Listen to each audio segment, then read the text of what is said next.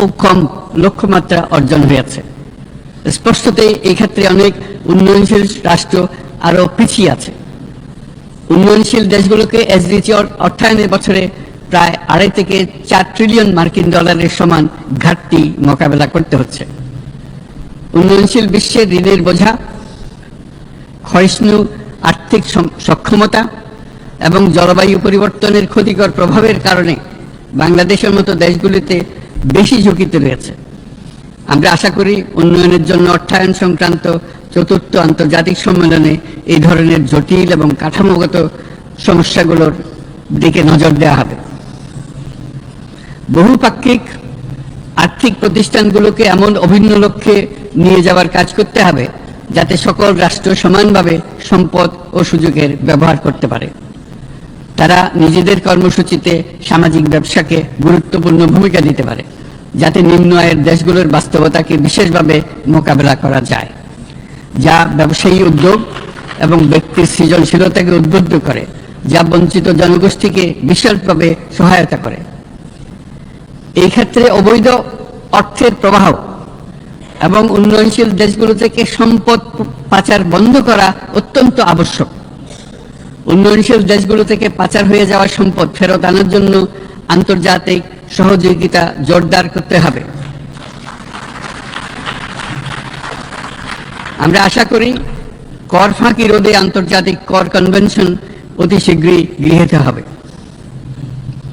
মাননীয় সভাপতি, আমরা যে নিবিড়ভাবে সংযুক্ত বিশ্বে বসবাস করছি, অতি শীঘ্রই সেখানে অভিবাসন এবং মানুষের অবাধ প্রবাহ নিবিড়ভাবে সংযুক্ত বিশ্বে বসবাস বাংলাদেশি নাগরিকরা প্রতিনিয়ত বিভিন্ন দেশে অভিবাসী হিসেবে যাচ্ছেন। তারা বিভিন্ন দেশে তাদের কর্মসংস্থানের সন্ধানে আছেন। বিশ্বের বিভিন্ন প্রান্তে এই মুহূর্তে প্রায় 1.5 কোটি প্রবাসী বাংলাদেশি আছেন। সকলের জন্য অভিবাসনের উপযোগিতা নিশ্চিত করতে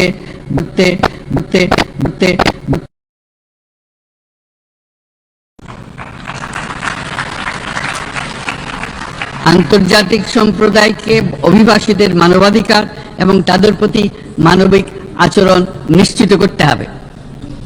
অভিবাসনের উপর 2018 সালে যে গ্লোবাল কম্প্যাক্ট অন মাইগ্রেশন গৃহীত হয়েছে তার পূর্ণ বাস্তবায়নে বাংলাদেশ প্রতিশ্রুতিবদ্ধ এবং একই সাথে অনিরাপদ অভিবাসন যদিও আমরা বদ্ধপরিকর।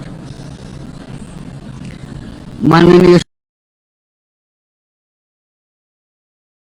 সভাপতি, প্রতি বছর প্রায় 25 লক্ষ তরুণ তরুণী বাংলাদেশের শ্রমবাজারে যুক্ত হচ্ছেন। বাংলাদেশের বিপুল জনশক্তির প্রায় 2/3 তরুণ। এই জনশক্তিকে বর্তমান ও আগামীর জন্য গড়ে তোলা বাংলাদেশের জন্য একটা বড় চ্যালেঞ্জ। ক্রমপরিবর্তনশীল কর্মজগতে একজন তরুণকে প্রতিনিয়ত নতুন দক্ষতা অর্জন করতে হয়। এই কর্মপরিবেশের সাথে মানিয়ে নেওয়া শিখতে হয়। এই জন্য বাংলাদেশ যখন মধ্যম আয়ের দেশ হিসেবে উন্নতি হচ্ছে, তখন আমরা শিক্ষা এবং প্রযুক্তিগত সহায়তা লাভের উপর বিশেষ জোর দিচ্ছি। এবার কৃত্রিম বুদ্ধিমত্তার বিষয়ে আসি। কৃত্রিম বুদ্ধিমত্তার অভাবনীয় বিকাশ এবং এর বহুমাত্রিক প্রয়োগে বাংলাদেশ বিশেষভাবে আগ্রহী। আমাদের তরুণ সমাজ জেনারেটিভ আর্টিফিশিয়াল ইন্টেলিজেন্সের সম্ভাবনা নিয়ে উচ্ছ্বসিত। একজন বিশ্ব নাগরিক হিসেবে তারাও চায় নতুন পৃথিবীতে নিয়োজিত হতে, কর্মক্ষম হিসেবে নিজেকে গড়ে তুলতে। বাংলাদেশের মতো বৃহৎ তরুণ জনগোষ্ঠীর দেশ যাতে কৃত্রিম বুদ্ধিমত্তার প্রয়োগজনিত অর্জিত সুফল থেকে পিছিয়ে না পড়ে, বিশ্ব সম্প্রদায়কে তা নিশ্চিত করতে হবে। একই সঙ্গে নিশ্চিত করতে হবে যেন কৃত্রিম বুদ্ধিমত্তার কারণে কর্মক্ষেত্রে মানুষের চাহিদা ক্রমাগতভাবে সংকুচিত হয়ে না যায়। এই প্রসঙ্গে আমি উল্লেখ করি যে আমরা ভিন্ন একটা ইন্টেলিজেন্স, অটোনোমাস ইন্টেলিজেন্স, অর্থাৎ যে কৃত্রিম বুদ্ধিমত্তা নিজেই নিজের কৃত্রিম বুদ্ধিমত্তাকে সম্প্রসারিত করতে পারে মানুষের কোনো হস্তক্ষেপ ছাড়াই, তার ব্যাপারে আমরা বৈজ্ঞানিকদের দৃষ্টি আকর্ষণ করতে চাই। তারা যেন এই ক্ষেত্রে অগ্রসর হওয়ার আগে মানুষের উপরে প্রভাব সম্বন্ধে নিশ্চিত হয়ে অগ্রসর হন। আমাদের ধারণা অটোনোমাস ইন্টেলিজেন্স মানুষের অস্তিত্বকে বিপন্ন করে তুলতে পারে। কাজে এই ব্যাপারে আমাদের সম্পূর্ণ সজাগ থাকতে হবে। মাননীয় সভাপতি, আমাদের আসলে দরকার নতুন ধরনের সহযোগিতা কাঠামো, যেখানে বৈশ্বিক ব্যবসা ও জ্ঞানের অধিকারী গোষ্ঠী মানুষের চাহিদাগুলোকে যথাযথভাবে অনুধাবন করবে। আন্তর্জাতিক সহযোগিতার মাধ্যমে উন্নয়নশীল দেশগুলোর জন্য এমন একটি রূপান্তরকারী ব্যবস্থা তৈরি করতে হবে যা কর্মসংস্থান, আর্থসামাজিক প্রতিকূলতা বা জীবিকার জন্য যুৎসয় সমাধান নিশ্চিত করবে। মাননীয় সভাপতি, আমাদের প্রচেষ্টা, সক্ষমতা এবং সম্পদ একত্রীকরণের মাধ্যমে সকলের সামর্থ্য, উদ্ভাবনী শক্তি এবং সমৃদ্ধিকে কাজে লাগাতে হবে। আর্থসামাজিক উন্নয়ন এবং জলবায়ু সহনশীলতা নিয়ে আমরা প্রতিনিয়ত যে প্রতিকূলতার সম্মুখীন হচ্ছি, সম্মিলিত উদ্যোগের মাধ্যমে তার মোকাবেলা করতে হবে। বৈশ্বিক দক্ষিণের দেশগুলোকে অনন্য অর্থনৈতিক এবং সামাজিক প্রেক্ষাপটে দক্ষিণ দক্ষিণ এবং ত্রিভুজীয় সহযোগিতা এই ক্ষেত্রে বিশেষভাবে সহায়ক হতে পারে বলে আমি মনে করি।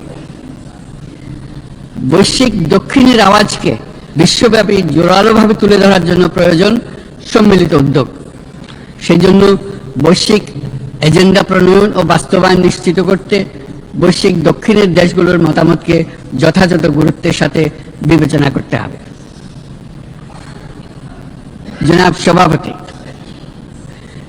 কোভিড অতিমারির অভিজ্ঞতায় আমরা দেখেছি জনস্বাস্থ্যে ব্যাপক বিনিয়োগ কতটা গুরুত্বপূর্ণ হতে পারে। বিশ্ব স্বাস্থ্য সংস্থায় বৈশ্বিক অতিমারি চুক্তির চলমান আলোচনায় বাংলাদেশ নেতৃত্ব প্রদান করে চলেছে। আমরা চাই কার্যকর আন্তর্জাতিক সহযোগিতা, জনস্বাস্থ্য ব্যবস্থায় অর্থায়ন, প্রযুক্তি হস্তান্তর, গবেষণা ও উন্নয়ন, ভ্যাকসিন থেরাপিউটিক্সের উৎপাদন, বহুমুখীকরণ এবং সকল ভ্যাকসিনকে মেধাস্বত্ব অধিকার মুক্ত ঘোষণা করার ব্যাপারে ঐক্যমত্য গঠন।